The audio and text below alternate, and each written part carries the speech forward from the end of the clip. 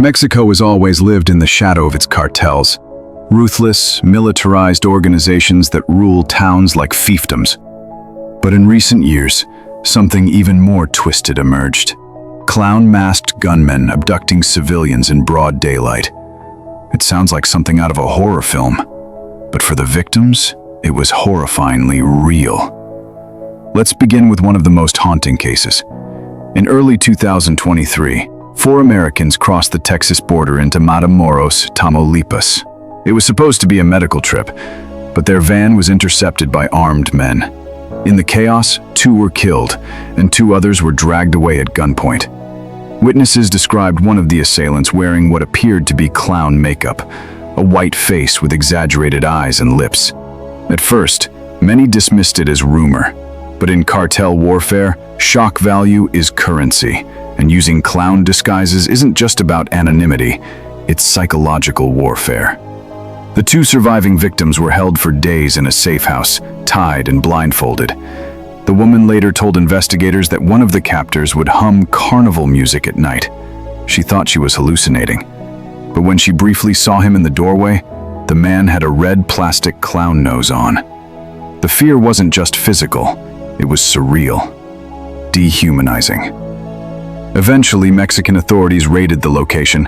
A violent shootout ensued. The victims were rescued, but the trauma remained. One survivor said the image of the clown nose haunts her more than the gunfire. But this wasn't a one-off. In 2012, in the same region of Tamaulipas, journalist Mario Segura was kidnapped after publishing several reports on cartel corruption.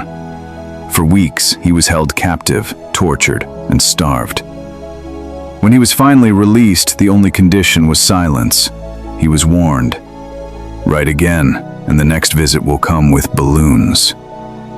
He never returned to journalism. Today, Segura performs as a clown at children's parties in Mexico City.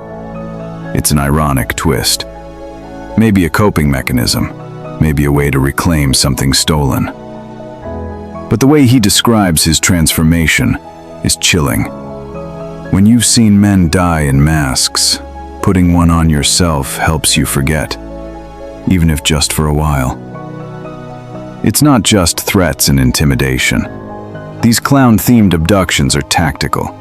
In one case from July 2011, a family of 5 was taken from their home by masked men in Matamoros.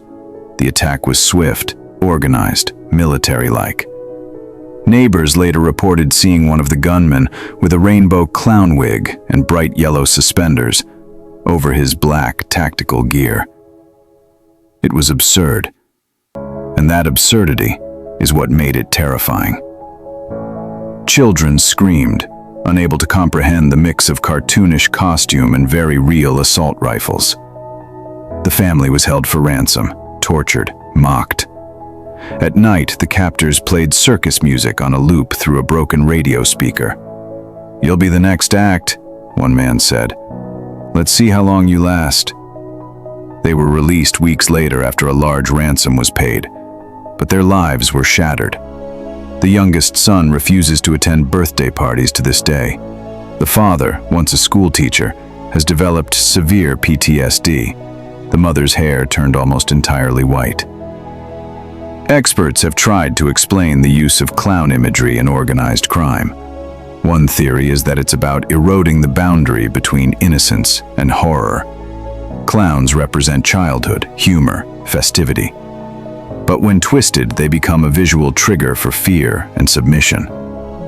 Cartel groups like Los Zetas and the Gulf Cartel have long competed not just with bullets, but with spectacle, beheadings, public messages written in blood. The clown tactic is another escalation, meant to burn itself into the minds of survivors, witnesses, and enemies alike. Even legitimate clowns in Mexico have protested. In 2013, a national clown convention was interrupted by a group of performers who held up signs that read pleading, "We are not killers." They begged the public to separate the profession from the horror that the cartels had attached to it. But that's easier said than done. In a rural town near Veracruz, another case surfaced. A bus was hijacked by armed men demanding protection payments from passengers. One woman said that as the attackers moved row by row collecting valuables, the leader wore white face paint with blood-red streaks over his cheeks. Frightened. He didn't speak, she said, terrified. He just smiled and stared. They weren't robbed for much, but that wasn't the point. The goal was to imprint fear, to remind the town who controlled the roads and who could show up at any moment wearing a painted grin. Even years later, some towns speak of these incidents in hushed tones. There are stories of El Payaso de la Muerte, the clown of death, who appears in cartel strongholds before major executions. Whether he's real or part urban myth, he's become a symbol, a face with no identity, a joke with no punchline. And though many of these cartels have splintered or evolved into different factions, the psychological games remain. The use of disguise, clowns, priests, animals, is part of a strategy to destabilize, confuse, and dominate. In truth, the clown cartel is not a single organization. It's a tactic, a ritual, a performance of power in its most grotesque form. The stories may sound unbelievable, but ask the survivors. Ask the families of the missing. For them, the nightmare began not with a gunshot, but with laughter echoing down a dark hallway.